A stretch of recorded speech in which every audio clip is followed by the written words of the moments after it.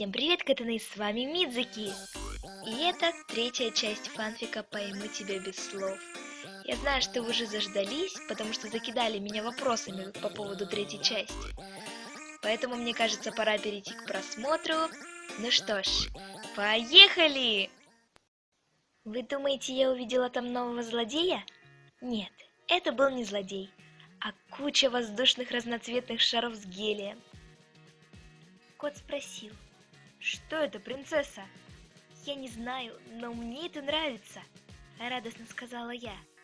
А на конце ленточек от шаров был привязан букет из разных красивых и ярких цветов.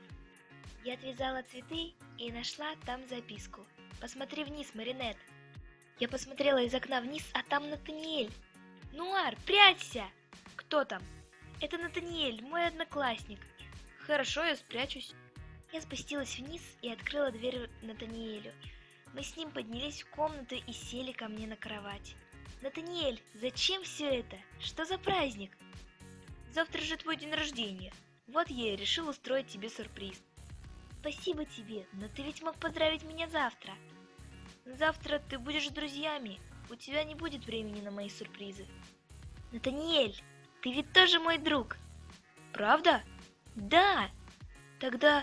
Тогда я признаюсь тебе, я люблю тебя, Маринет», — сказал Натаниэль и поцеловал меня в щечку. А кот, слышав все это, заревновал и думал: «Вот он, я бы его сейчас...» «Натаниэль, что это было?» «Прости, я просто... все в порядке». «Тогда пошли со мной, есть еще один сюрприз».